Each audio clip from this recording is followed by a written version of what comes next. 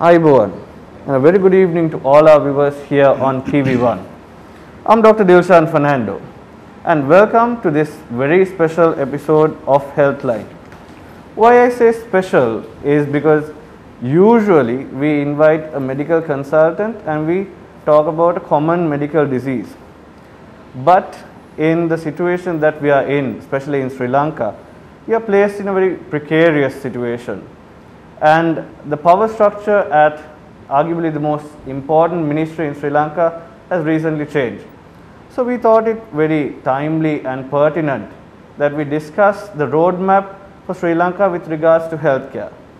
To discuss further about this matter, we have invited the gentleman who has very bravely taken up the mantle at the most important ministry, the health ministry. It is with great honor and pleasure that I welcome Honorable Kehelia Rambukwella to our studios this evening. Very good evening to you, sir. Good evening to you.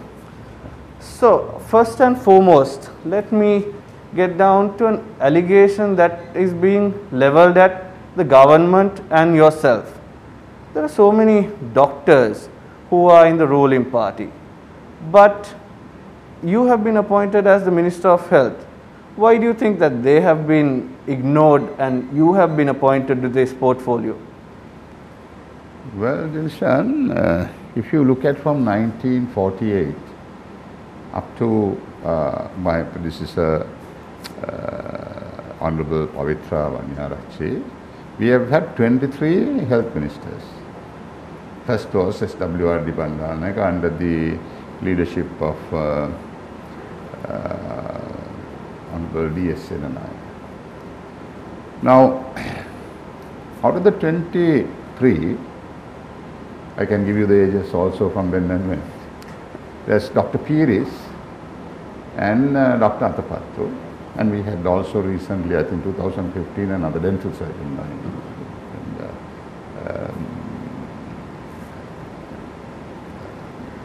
Rajit Senaratne.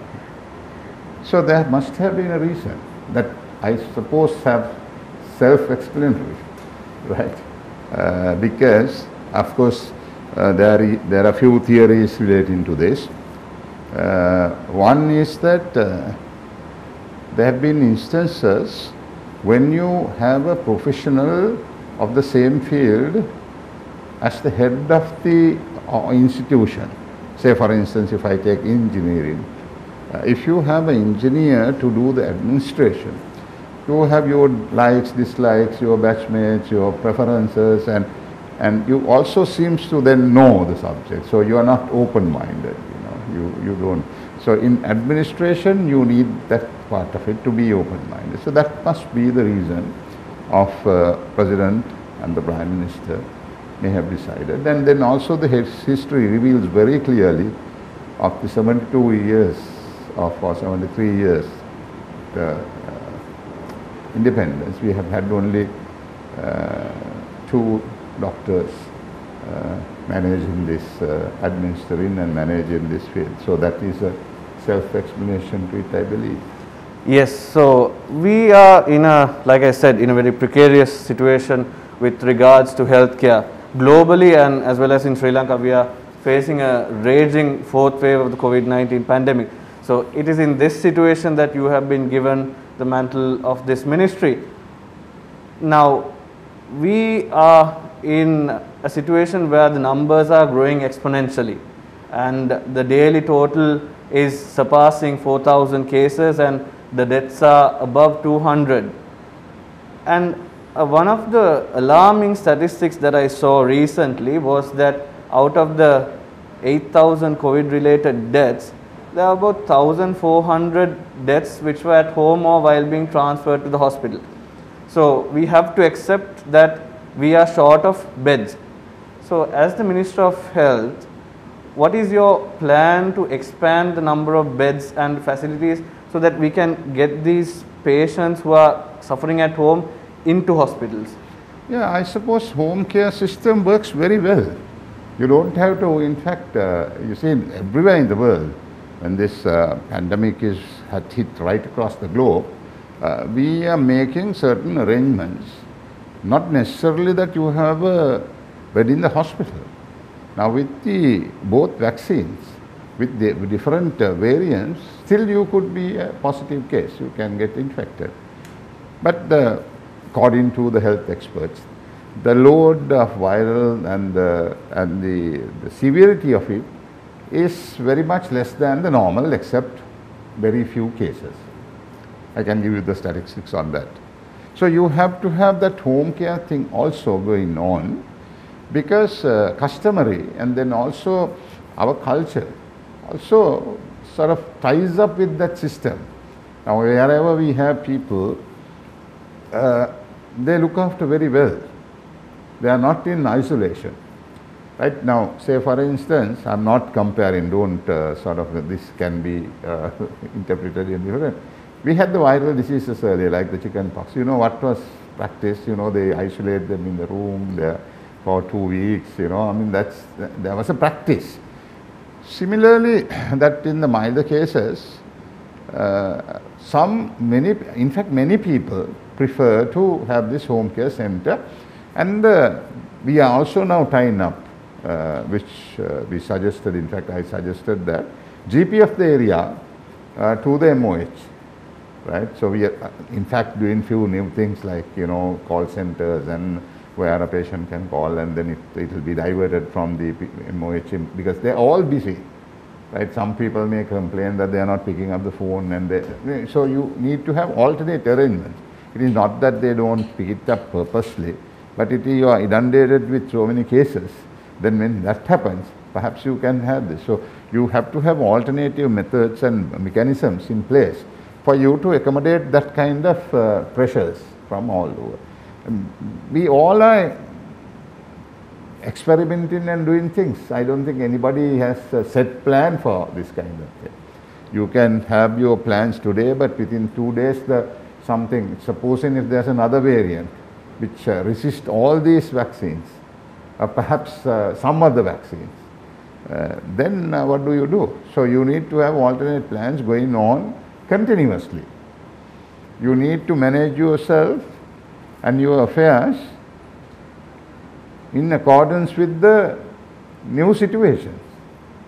Now, we never thought that we will have the Delta variant. You know, I mean, somebody was saying that we could have closed the airport, but if I can, I got 60 or 65 islands. They say island nations can prevent, but where it has got infected. You look at Japan, for instance. Now, every first day I invited the ambassador, and we had a chat. And then that particular day was 28,000 positive cases in Japan, with all that sophistication and kind of all that.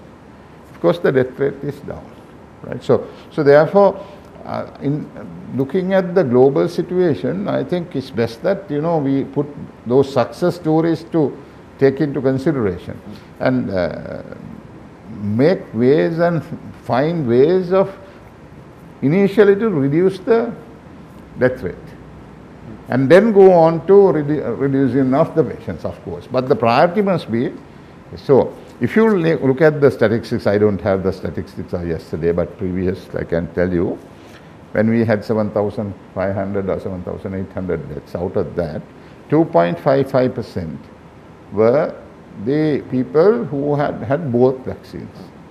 But 96 of them have had other underlying conditions, comorbid, or you call it technically.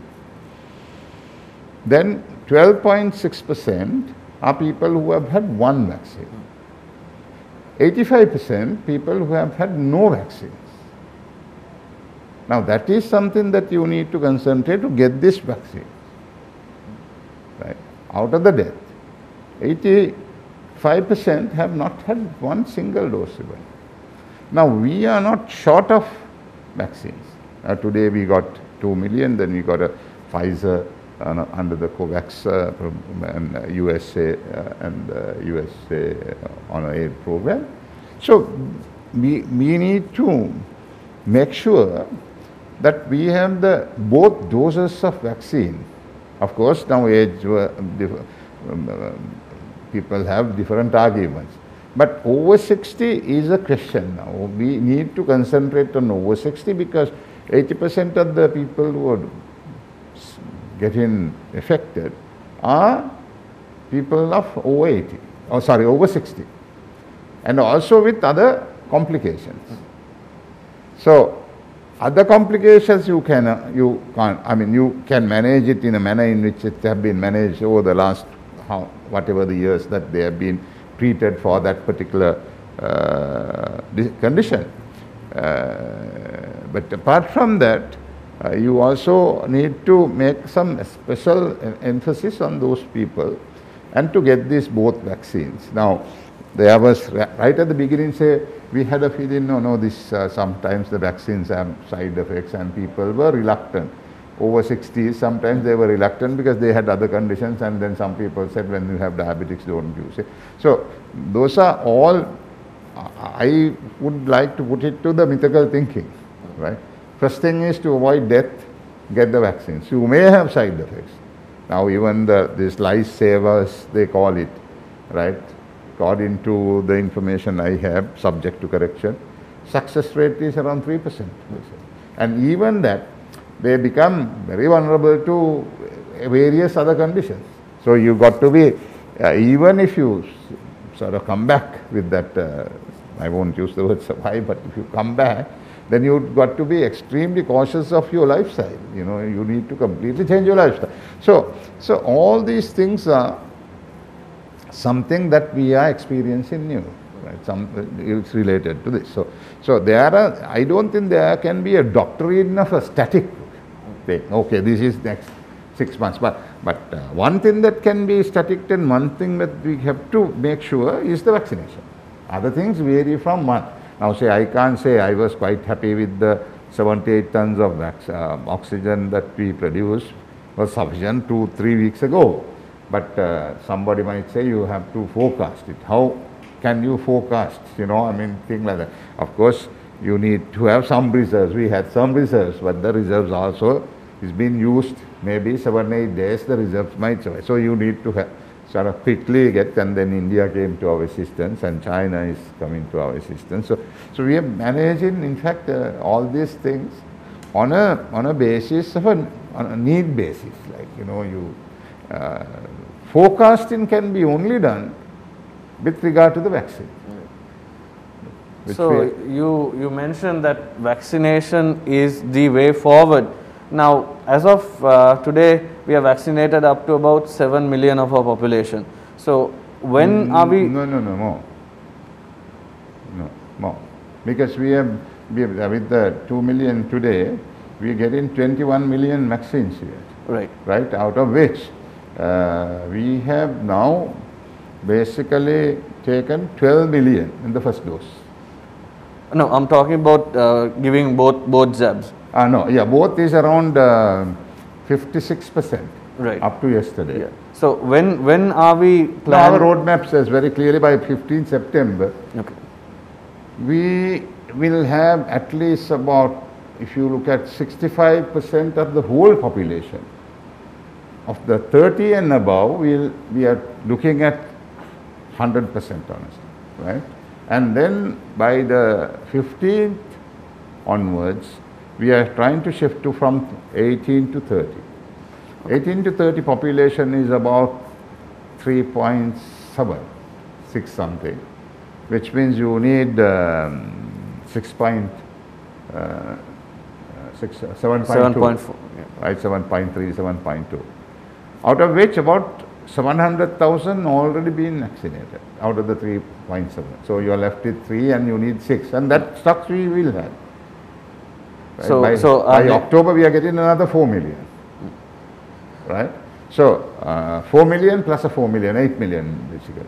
So what happens is then by October, November, we should have over 18. Both vaccines administered, hopefully for all eligible people over 18. Then we are trying to look at the 16s. Above 60. 16 to 18. 16 to 18.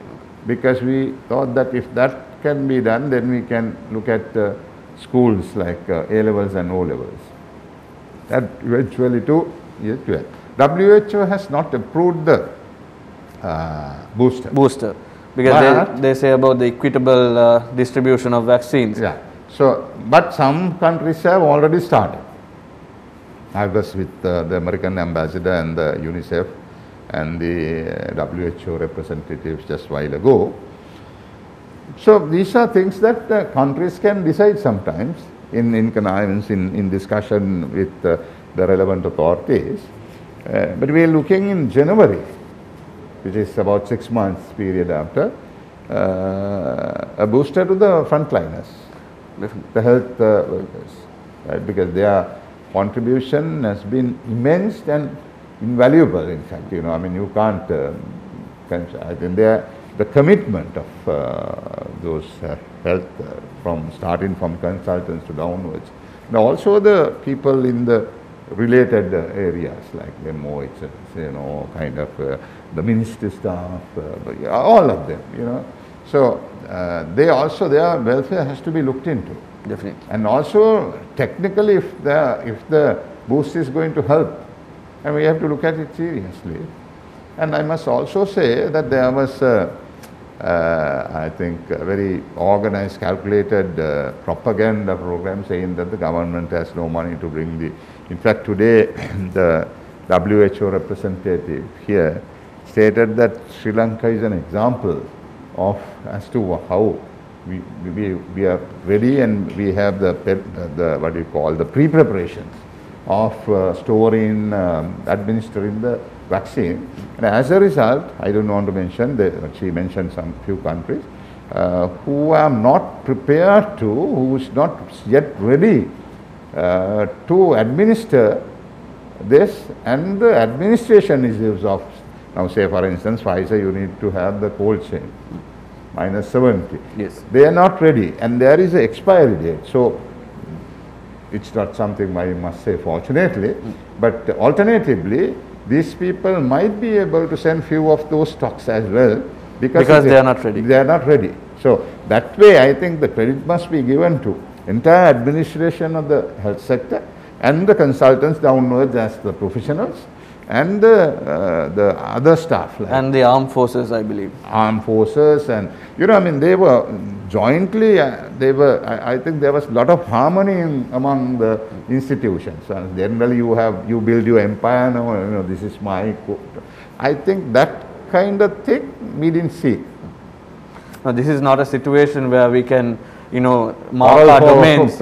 We have to get together and fight this pandemic. That was done very well, I think. All those people, the professionals of all fields, then the minor workers, the nurses, nursing community, the health assistants, all that, I think they meticulously joined hands together, and with one motto: let's beat this, whatever the cost. I mean, look at the health workers. They do whatever the shift, and they go home. So when they go home, they have children, their family. I mean, you are risking not only yourself, you are risking, but with all that risk, they have been able to give the maximum possible to the country. I mean, we are ever indebted to, in fact, all the people. One might say, no, that's their job. Very, very few people very likely say that that's their job and that's what they are paid for. But they have gone beyond their duty. Yeah. You'd have seen, I don't want to mention countries, but very developed countries where they have said, no, we are not going to work, and some people did not report to work. Right? They in fact resigned there, so there are no laws to keep them forcefully. But we never experienced that. We are very thankful to our entire group of people who have been assisting, starting from the health, the forces, the other well-wishers, people who have come out to make certain donations, all with good faith. As a group, I think we have nothing to complain in that area. Definitely. Continuing on the subject of vaccination, we see a bit of worrying tendency where certain people are willing to even forego a certain vaccine to get the Pfizer. Now, we have seen that you have ordered 14 million doses of Pfizer. Which part of our demographic are you planning on administering those Pfizer vaccines? You see, it all depends on the requirement, right? It all, because what happens is, fortunately, unfortunately, except Johnson & Johnson, we have all the vaccines here. That is, I must give the full credit to His Excellency the President, because we had a serious issue right at the beginning. We ordered 12 million from Serum Company. Institute, India. Yes. And then suddenly India became worse ever. And they were unable to, not willingly I believe, that they were unable to keep the agreement, right? So we had a serious problem. That's the point. The President got really activated and he said, from wherever you can get it, leave alone the price, but just wherever you can get it, get it. You see, when you got this Pfizer from Japan recently, or the AstraZeneca, I think, AstraZeneca, yeah. President communicated personally to the Prime Minister of Japan. And in fact, Prime Minister of Japan specifically mentioned that I cannot turn down the personal request that he made. And that's the reason why we got the AstraZeneca, which we had an issue, you know, where we had administered about 1.2 million. And so we are basically pluses and minuses with this.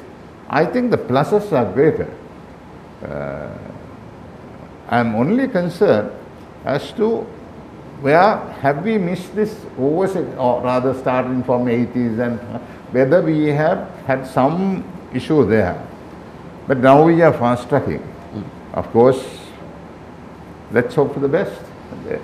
So now the next step in vaccination, like you say, is 18 no, to demographically, you see, we have no, because when you have 100,000, then you have to choose. When you have 14 million, well, you know, the requirement of the country for one shot is 14 million. Yeah. Right, if you look at the 30 plus.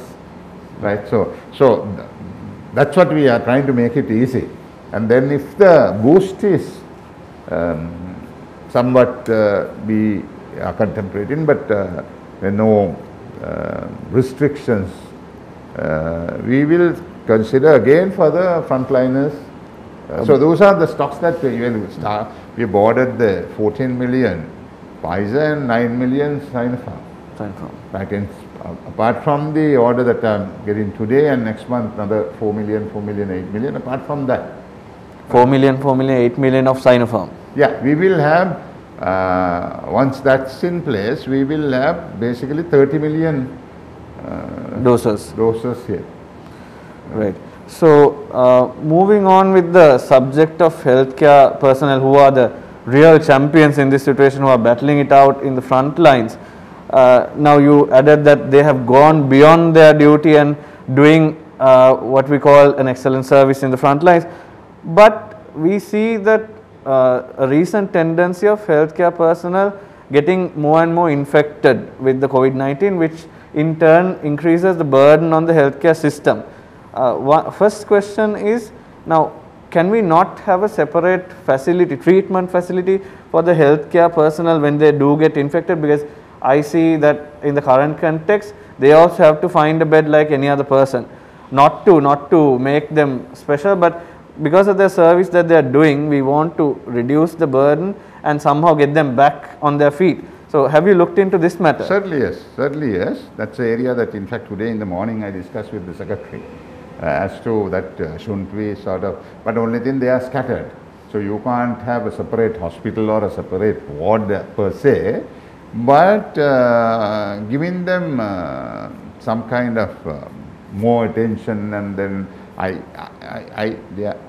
perhaps making preference word is not the right thing, because then the others feel, you know, they also do contribute, but here health sectors and the health officers may not also accept that, because they are making a contribution, an immense contribution with wholehearted, you know, I mean, you know, I know in these child care units, they said we are not going to turn down any patient, right? That was made by the consultant there. I was so amazed, you know, we will do somehow, we will manage. If you can manage only 100 patients, you do another 100 turns out, they said no, it is our responsibility. We will work overtime, we'll stretch to the maximum, but we will not, because if a child is turned out, the parents get desperate And that desperation we will suffer in our own conscience. So we will not allow. So that is I mean, what more gesture that one can sort of come out and say? I mean, no, definitely it's a blessing in this situation that correct, we have correct. such I was amazed. I was not the minister then, but when I saw that, I felt so adorable. In fact, these people, all these professionals, they risk their life, risk their families, right? And then, in spite of it, they say, we will not turn away any single infant or a child who is infected. We will make sure that, maybe that you may have to share a bed, you may have to do, but with all that, they will extend, if they have to work 20 hours of 24, they are prepared. And not only the professional, like the top professionals, consultants and all, consultants alone can't do this. Obviously, from the minor staff, nursing staff, the assistants, all of them, in one way, that's something one must really appreciate. But speaking of healthcare professionals becoming positive, we also see a concerning matter about the quality of the personal protective equipment. There has been a discussion on mainstream media and social media as well about substandard personal protective equipment being given to healthcare professionals. First hand, we also know that certain PP tear very easily, some of them are not leak proof, very harsh materials, and this might be leading towards increased infections. Has this been brought to your attention? Two ways of looking at it, Dilshan. One is that you look at the global situation, how many doctors have passed away, how many professionals have passed away. Even in places like America, China, the first doctor who was treating the first patient, of course that time you can say that you were not prepared for it. But in subsequently, you get this. I'm not giving an excuse. If there are any shortcomings, I'm just 1 week old in this, I'm sure that it will be given preferences and it will give a top priority to ensure that the frontline workforce is protected to the extent that you can. Maximum protection should be given to them. If there's any laxity there, I'll certainly look into it. I have in fact discussed few things. These are all, in a crisis situation. People point finger at each other sometimes, traders, they say this other product was bad, this product was good.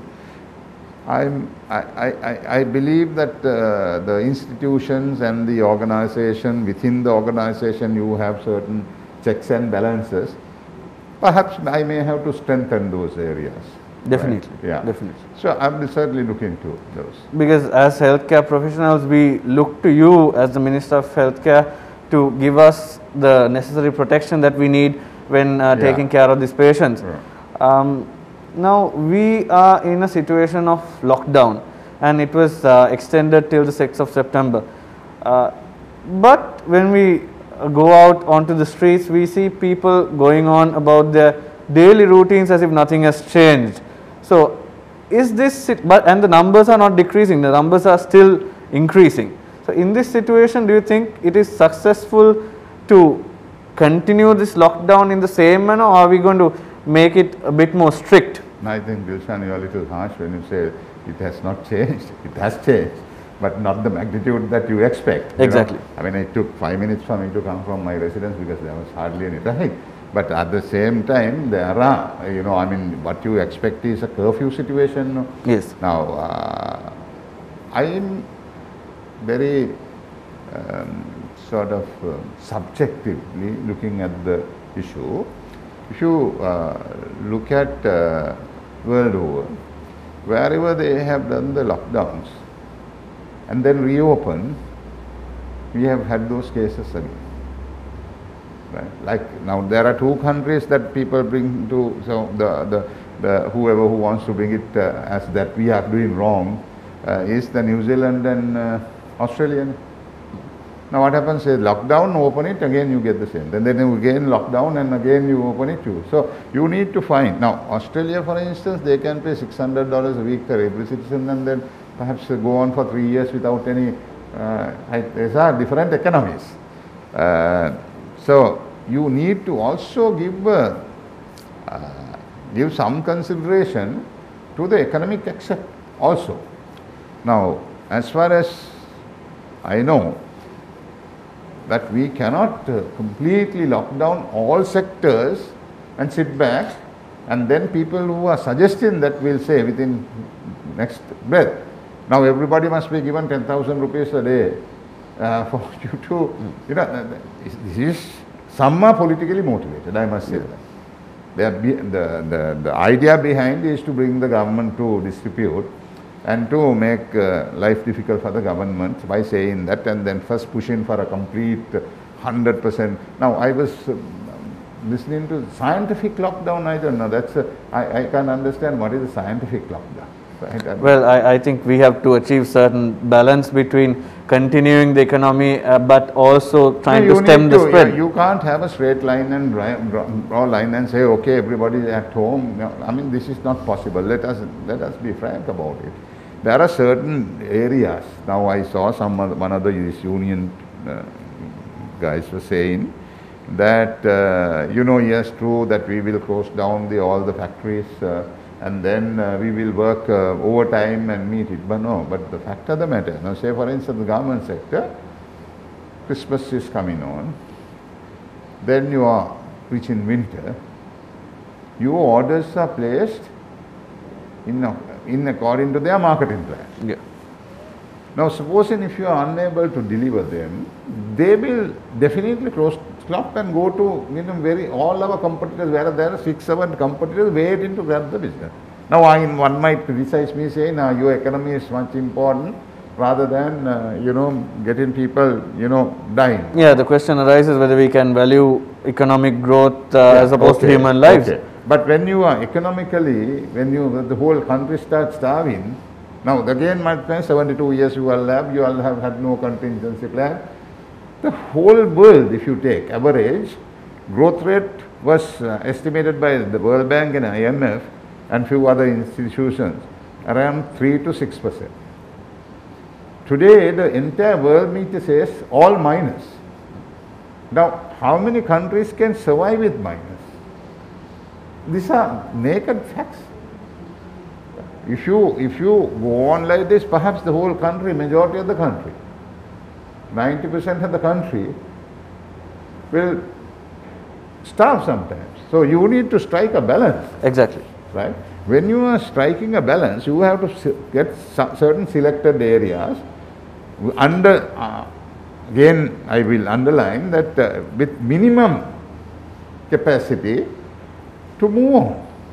Those are uncompromisable. Right? At the same time, certain areas, my contention is, I think, my within this whole situation, I think if you look at the statistics, out of the 7,000 odd deaths, when it is 85% unvaccinated, doesn't it give us a reading to say, get your vaccine? Right? People who have taken both vaccines, 2.55, one might say, this fellow is mad. When 2% passes away, 170 people passes away who have had but I mean, you need to, if you are looking at the ideal situation, yes, but can any country in the world practice ideal situation? See Japan. But we can make certain changes now. Like you say, essential services and sectors that are important to the economy should continue, but when we actually look at the situation, it's not the reality out there, because people who are not really essential for the economy to run are also out and about. Don't you think A is vaccination, B is self-discipline? Definitely. Right.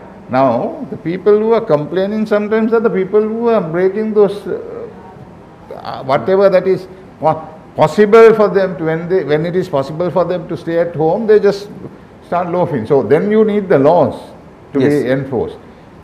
So one is enforcing laws. Number two is being self-disciplined. So we've been requesting right throughout, right, to do so. So I think again I would emphasize the fact that self-discipline is important. Your own sort of managing your affairs as a family, as an individual is necessary. At the same time, okay, if one says that bring in more strict conditions, then we can let the police and the civil organizations that are related to enforcing laws to do so. But I know people are boasting sometimes. When we had the curfew, they were boasting, curfew was on, but I put it cut and I took a shortcut, and I mean that is a mentality of some of the people. No, we can't look to the government to impose, like you say, we can't get the law because enforcement. Now once we had 5 weeks, I remember that time the police had to go and forcefully close the shops. Yes. Right? So people were not willing to, because people. So it's a very, very complex situation. It's a sort of actually catch-22 situation. You do that, then the other side. So you perhaps need to evaluate everything, and then in your best interest, find the best path to move forward. So moving forward now, beyond 6th of September, if the numbers don't come down, are we going to extend the lockdown? It all depends. It all depends on the situation. We will get the situation reports and then decide. This is what I said. It is very difficult to sort of forecast in this situation. Whatever the forecast globally has not come right. Right? So forecasting is something that may not work under these circumstances. Now, you spoke of vaccine efficacy and new variants coming in. And we hear of this Epsilon variant that's doing its rounds around the globe, and it's quite close to home. It's in Pakistan and suspected to be in India as well. So are we going to take any proactive measures to ensure that it doesn't come in, and if it does indeed come in, do we have a contingency plan in place? No, I don't think anybody can sort of hold a variant coming with all these things. Now some people are arguing we've been an island nation, but there are island nations, enough and more island nations. Right? Look at Israel, with all the sophistication in their technical side. They got 73% or 76% of the whole population vaccine with both Pfizer, if I remember right. Yes. Now what has happened? It's beyond control. But what is the contingency plan in case it does come in? No, that is right. Now say we are ready with some beds, we are ready with some, but nursing staff is something that we have limitations. So we may have to extend for certain things, we may have to relax certain regular sort of qualifications that are required. You all need an extra pair of hands. Definitely. Right? So if it comes to that, yeah, we have also, in fact, the day before yesterday we discussed with this, and I said, okay, look at extra pairs of hands that can be. There are volunteer organizations. So we are sort of doing the roadmaps according to our best possible way. Yes. Now recently we saw the opposition leader Honorable Sajith Premadasa raising an issue regarding this drug called tocilizumab, which is a drug which is used for severe COVID-19 patients. But again we saw Professor Channa Jayasumana downplaying this, saying no, it's available. But in reality we see so many severe patients frantically looking for this, and there's a roaring black market trade going on for this drug. It is being hand carried from India and Singapore. Has this been brought to your attention, and can we not ensure these life-saving drugs to be in adequate stock? You see, I think again this sort of thinking needs some corrections. All over the world, this vaccine is being used. Some people call it a lifesaver. Having said that, there's only one country in the world, one company, Roche, is the only company that produces this. No other company produces this. Now, suddenly we had this, what we call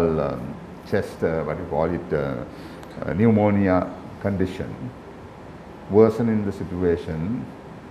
Final solution is to administer this according to what I have been told. Yes. Now some of the consultants do prescribe this. You have the 600s, the 400s, and the 200s and the 80s. WHO stepped in and said, give a quota to every country, because they also envisage a short supply. Yeah, there's a global deficiency. Global demand. Yeah. So our quota, this period is now, we may have few, but it is not available freely.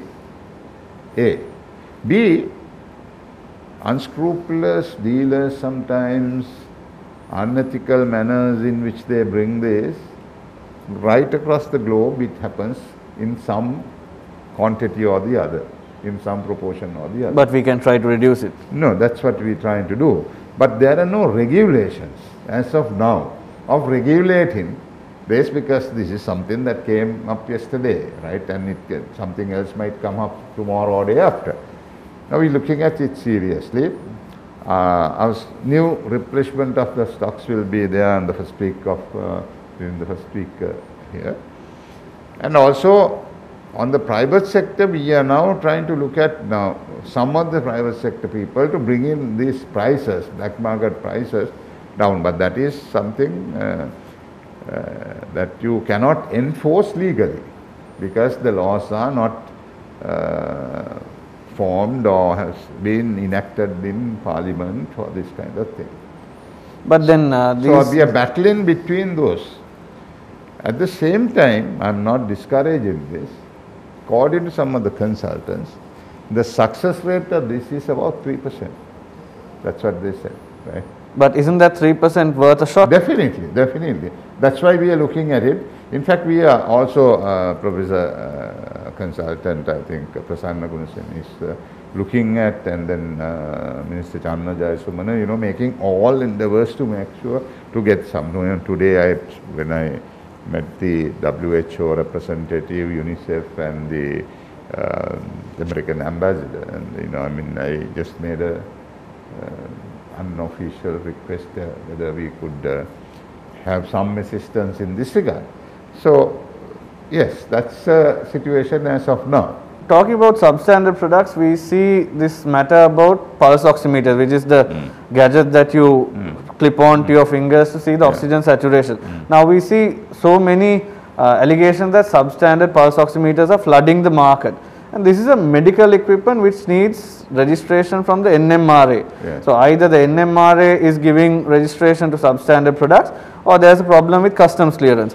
What are you planning on doing about this? I think as far as the custom clearance are concerned, so many things do come now, with all the respect to the custom officers, but still it somehow comes either they are hand carrying or whether smuggling in, or I don't know. I mean, when there are certain business people who has no conscience of what is happening around and how they should behave, it is only related to money as far as some of them are concerned. So, and then 2 weeks before, we never knew that there was a requirement of oximeter, no? And there was no forecast as well, right? It is the new variant that the oxygen supply requirement came back. Say, we produced 78 tons a day, and that was quite sufficient for our requirement till the last 10 days life. Then we also have a reserve stock of 300 tons. So even if we exceed like by 5% of the 78 or 10%, we still could have gone for about 2 to 3 weeks with the stocks. But suddenly, there was a requirement from 78 to 115, 120, where about 40, nearly 40 tons additional requirement. So we can survive for about 7-8 days with the stock. But at the same time, now we had a sort of courtesy call, and then we discussed matters with the Indian High Commission, Japanese ambassador. We all discussed as to how we could. So India, in fact, stretched their arms to us and helping us. And they are bringing few, but we requested at least consider giving us 300 tons.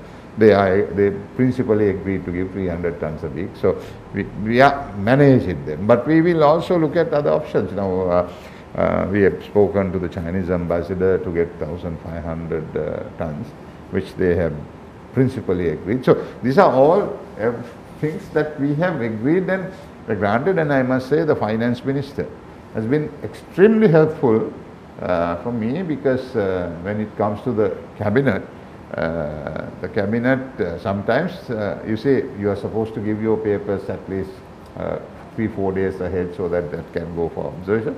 But what happens, I had 2 or 3 papers which had to go half an hour, 10 minutes before the cabinet, but President and the Finance Minister, I think, was very helpful in helping the health sector to move forward without any interruption in supplies.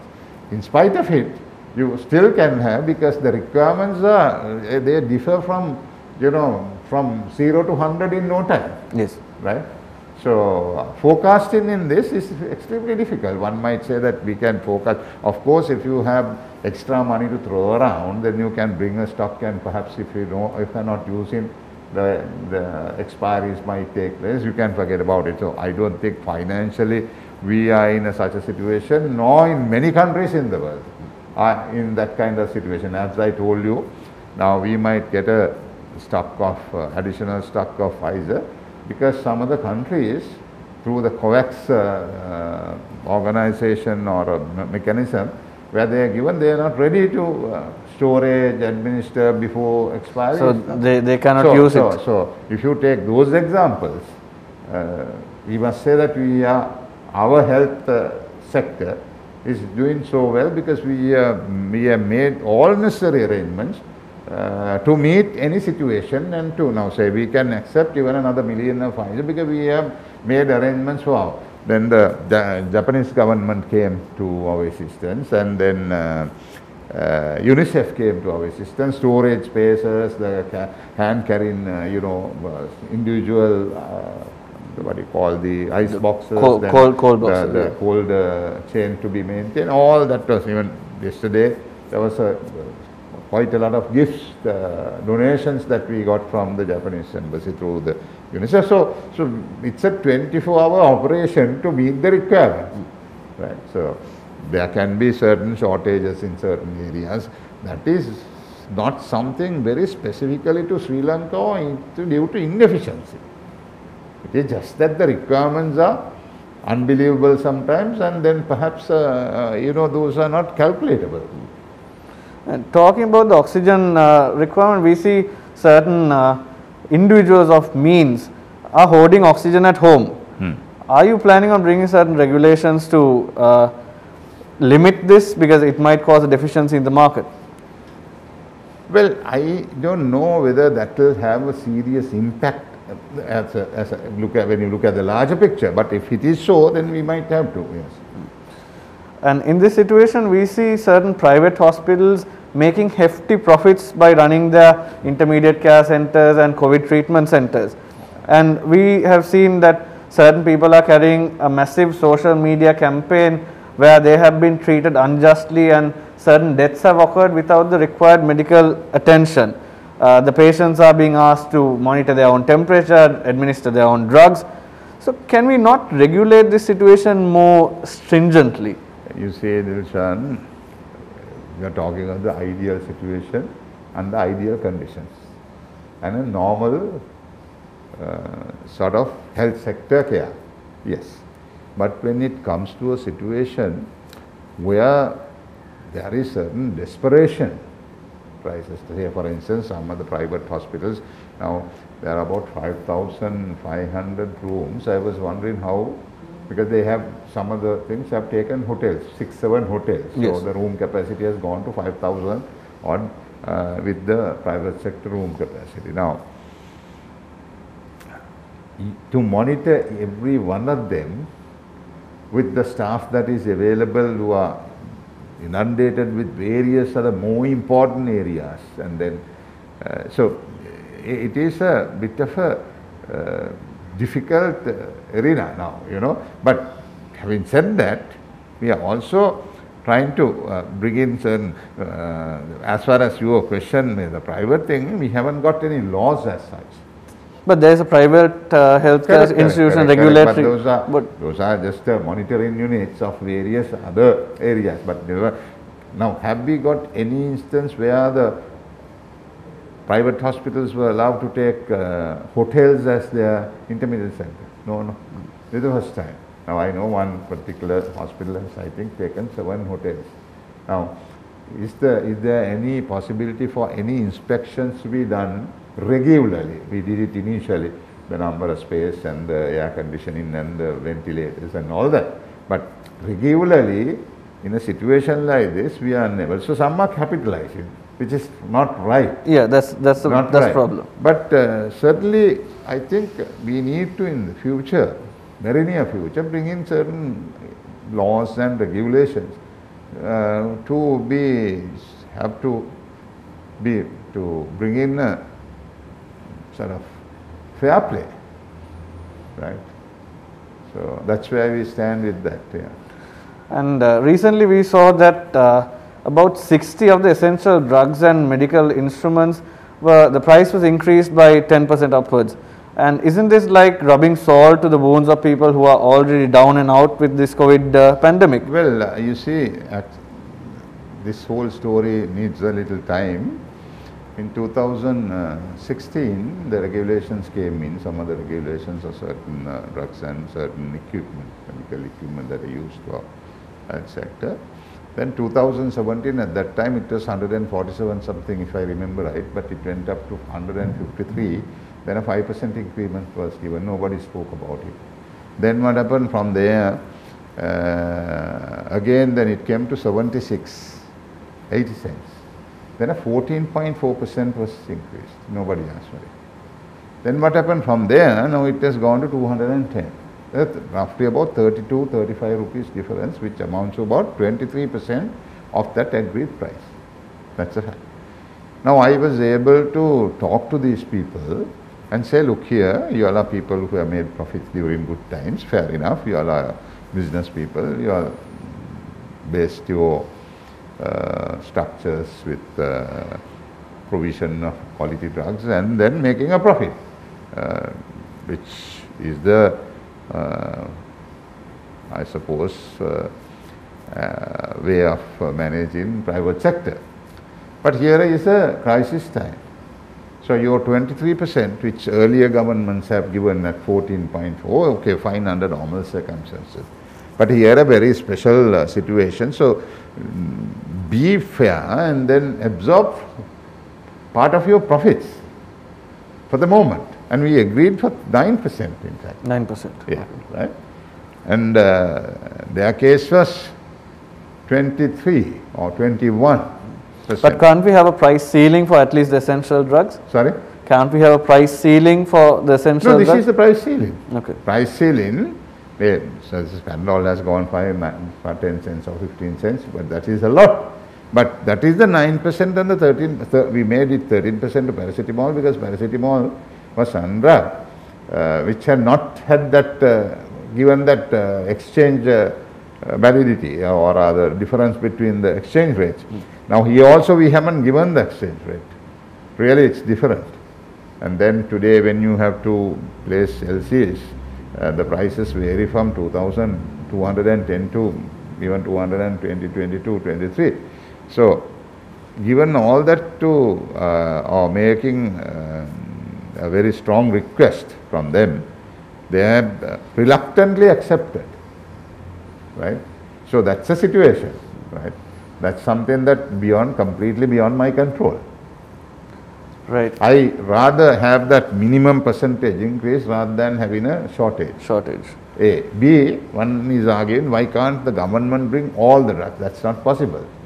That's not possible. If it is possible, it's fine. But we are looking into local manufacturing. We are looking into local manufacturing, and now say the saline, we are almost going to be completely local. So we will, but these are things you cannot do like a magic, you know. You have an issue and then tomorrow you can ask them to produce. We are doing paracetamol also, but we need to increase capacity, we need to have a capital expenditure on those, we may be able to get some assistance from, so all that comes, you know, from by and by, you know, you don't come like suddenly, you know, somebody says, okay, why don't you open up a factory? We have done that, we have come far away from what it was, and then we also are considering giving a lot of concessions to the manufacturers. In fact, I had idea before I had no idea that I will be the health minister, but I said I wanted to have a health park, right? So at least to cater for the region, right? So there are so many things that can be done. So these are things being done. Some might say that they should have been faster or they should have, they are all arguments. But when it's ground reality, it's not that easy. So that's where it stands again.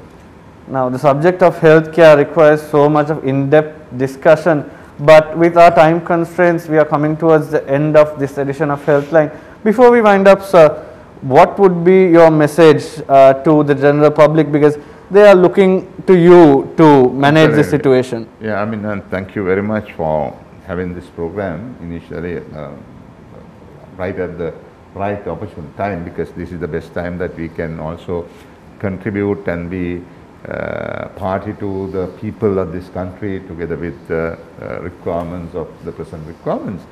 My message is very clear that please make sure that your personal duty by the country, by being self-disciplined as far as possible. I know there are certain instances you cannot. Please adhere for the next like 2-3 months till we beat this completely, which I pray. Right? So the message is very clear. Your part is extremely important. We cannot have compromises. Right? We need your assistance of the public to be mindful of this, accept and then understand the danger of this and the variants that are coming from time to time. I hope and believe that there will be some permanent solution to this somewhere in the world, somewhere, some research organization. So until such time, your assistance, your help, your cooperation is absolutely necessary. Yes, the message is quite clear. We are all in this together in a very precarious situation, and we as healthcare professionals are quite overwhelmed with the numbers that are coming in, and we are looking to you, the general public, for your assistance. Please do get your vaccinations and take it upon yourself to be responsible citizens, and let us fight this together. We thank Honorable K.L. Rambukkala very much for coming into our studios this evening and having this discussion with us. And we wish you all the very best, sir, and we hope that you can guide our health sector to somehow eradicate this pandemic. And there you have it. The message is very clear. We need to be working together to somehow eradicate this pandemic. So having said that, until I meet you again next week with your weekly dose of wellness here on Healthline, I'm Dr. Dilshan Fernando, wishing all our viewers good night and Aibovan.